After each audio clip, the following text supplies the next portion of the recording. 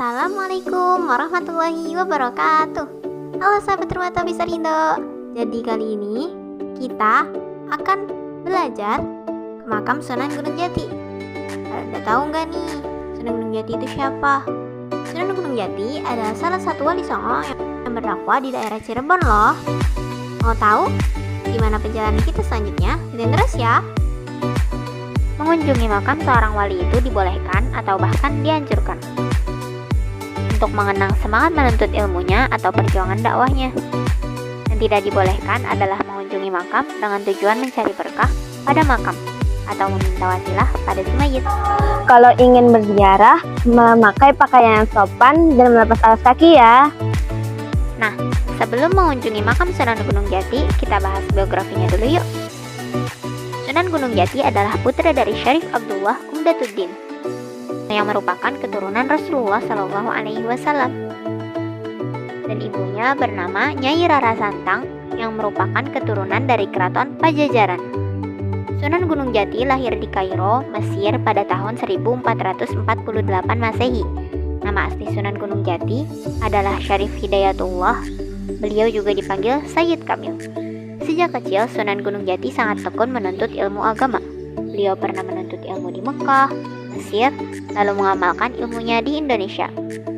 Sunan Gunung Jati melakukan pendekatan sosial budaya untuk dakwahnya sehingga ajaran Islam mudah diterima masyarakat. Dengan memperkuat kedudukan politik, sekaligus memperkuat hubungannya dengan tokoh berpengaruh di Cirebon, Demak, Banten, maka cara dakwahnya makin kuat. Penyebaran Islam juga dilakukan Sunan Gunung Jati dengan menikahi gadis setempat. Kita udah sampai nih di pintu makam Sunan Gunung Jati. Ini adalah pintu keempat dari 9 pintu menuju makam Sunan Gunung Jati. Pintu ini bernama pintu Pasujudan. Selain keluarga Kesultanan Cirebon, peziarah yang ingin berziarah langsung ke makam Sunan Gunung Jati harus izin terlebih dahulu kepada Sultan. Dari 9 pintu menuju makam Sunan Gunung Jati, masyarakat umum hanya bisa sampai pintu kelima saja.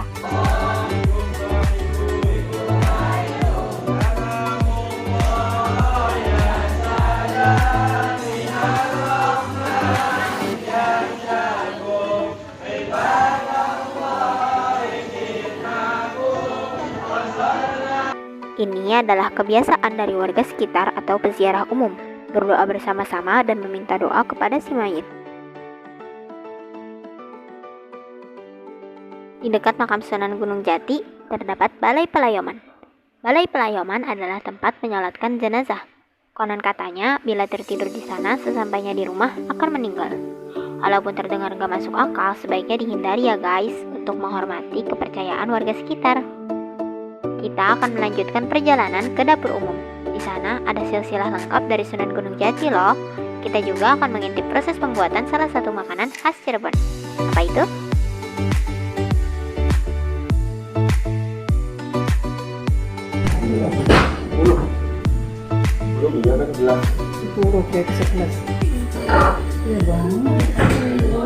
Sunan Gunung Jati adalah keturunan Rasulullah dari jalur Husain yang ke-20.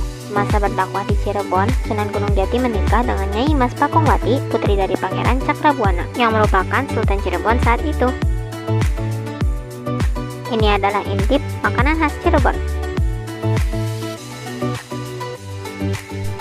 Kita masak nasi sendiri Bu, terus di bawahnya kan ada ide, terus barangkali bisa dipersiapkan kita tukar. Tukar itu apa?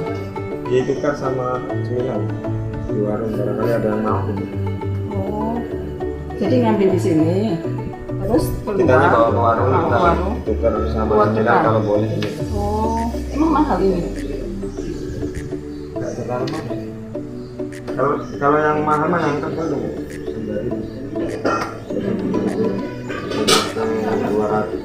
200.000 ini. Dan ini sekilo tuh kalau yang biasa 90.000. Kita masak nggak pakai kukusan, jadi langsung di pancinya diaduk dari terus dikukus di situ. Jadi kan bentuknya ada kayak gini di bawah kerak nasi namanya. Setelah melihat bagian dalam makam Sunan Gunung Jati, sekarang kita menuju bagian luar bangunan dari makam beliau. Oh iya, Sunan Gunung Jati menjadi Sultan Cirebon II menggantikan mertuanya, Pangeran Cakrabuana yang wafat. Sunan Gunung Jati menjabat sebagai Sultan Cirebon dari tahun 1479 sampai 1586 Masehi. Keluarga dan keturunan dari Sunan Gunung Jati juga dimakamkan di sekitar sini loh.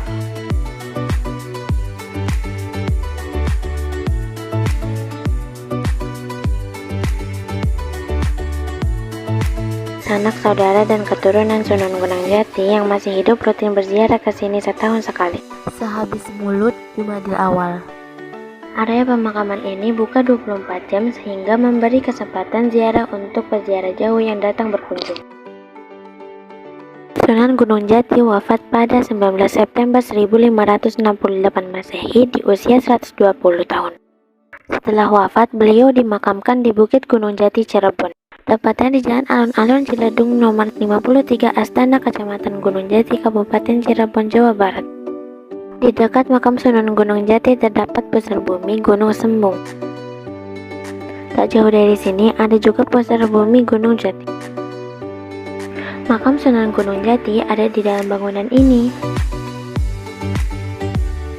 Beberapa peninggalan Sunan Gunung Jati diantaranya adalah perluasan Keraton Pakuwat dan perbaikan fasilitas masyarakat yang masih bisa dirasakan dampaknya sampai sekarang.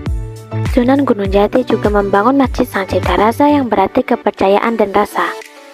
Sebagai bukti cintanya kepada Nyi Mas Pakuwat, pembangunan masjid ini dipimpin oleh Sunan Kalijaga dengan arsitek yang Raden Sepat dari Majapahit. Masjid ini dibangun pada tahun 1498 Masehi. Di makam ini juga terdapat makam istri dari Sunan Gunung Jati yang bernama Putri Angtian.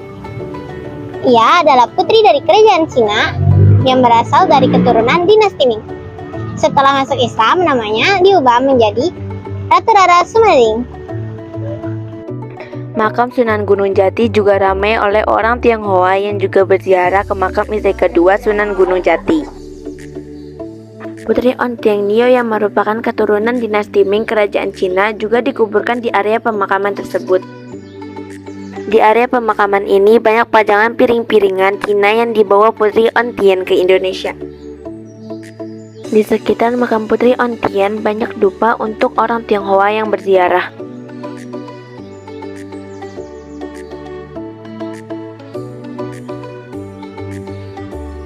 Sebelum pulang, pengurus makam memberi oleh-oleh untuk peziarah makam. Ada sekepal tanah merah, kemenyan, dan minyak. Minyak bisa dipakai untuk minyak urut. Sekepal tanah dipercaya dapat menyuburkan ladang. Tapi perlu diingat, yang dapat menyuburkan tanaman hanya Allah semata, bukan sekepal tanah tersebut. Sampai di sini aja kunjungan kita. Untuk menghormati Sunan Gunung Jati dan Wali Songo lainnya, kita harus melestarikan ajaran mereka dan semangat dakwah mereka, bukan meminta berkah dari kuburan mereka dan juga memajang foto mereka. Hal itu dilarang dalam Islam karena dapat menjerumuskan kepada perbuatan syirik. Sebagaimana kaum Nabi Nuh alaihissalam yang menyembah tokoh alimnya berawal dari memajang pahatan tokoh-tokoh alim sebagai penghormatan. Sekian video dari kami. Semoga kunjungan ini bisa bermanfaat untuk kita semua. Jangan lupa like, comment, share, and subscribe channel kita. Thanks for watching. Wassalamualaikum warahmatullahi wabarakatuh.